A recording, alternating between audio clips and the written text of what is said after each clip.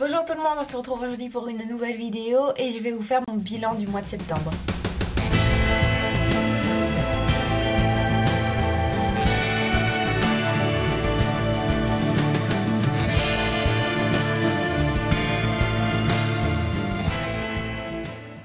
Le bilan du mois de septembre, je vous fais plutôt le bilan du mois d'août et septembre. Puisque début août, j'ai commencé à lire Belle Amie de Maupassant. Et donc j'étais obligée de le lire. C'est un livre réaliste qui a été... donc ça veut dire deuxième moitié du 18e. Et c'est l'histoire de Georges Duroy qui au début est un ouvrier dans les chemins de fer et qui va rencontrer son vieil ami forestier qui va lui proposer de s'élever dans la société en devenant journaliste. Ça sera déjà une meilleure position pour lui et après s'il fait des bons articles il va pouvoir devenir plus riche, etc. Mais Georges Duroy n'a aucun talent pour le journalisme, il faut le dire. Et donc il va trouver un autre moyen de s'élever dans la société, c'est utiliser son apparence, parce que c'est un bel homme apparemment. Utiliser son physique pour séduire des femmes riches, pour devenir leurs amants. Et voilà.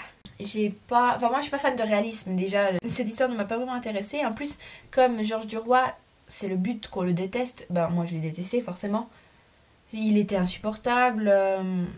Non, je n'aime pas ce personnage.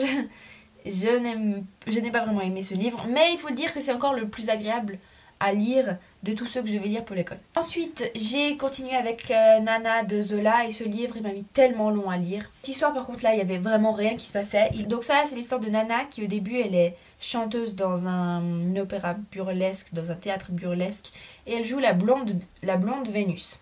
Et en fait, elle a aucun talent pour le chant, c'est juste que c'est une belle femme et qu'elle a beaucoup de charme.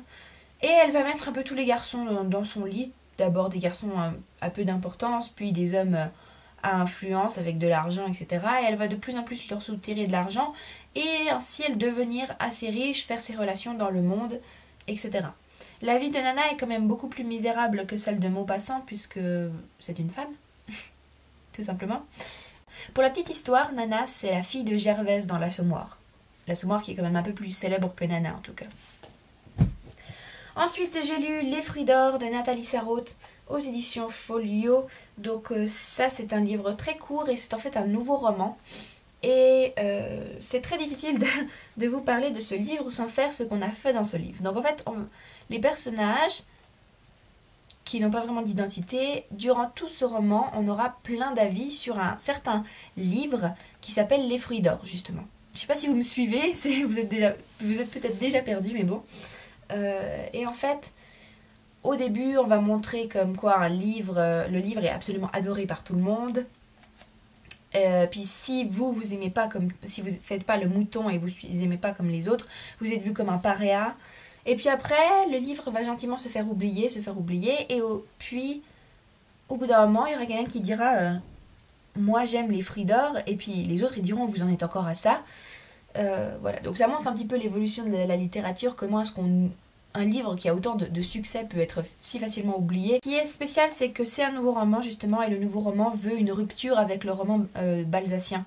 Donc les personnages, on ne sait pas qui c'est, on ne sait pas comment ils s'appellent, on ne sait pas quel est le temps qui se déroule là-dedans, il n'y a pas vraiment d'histoire. C'est des gens qui parlent d'un livre en fait. Et le livre, on ne sait pas de quoi il parle en lui-même. Après, moi, j'ai encore bien aimé parce que justement, les nouveaux romans, ça m'intéresse.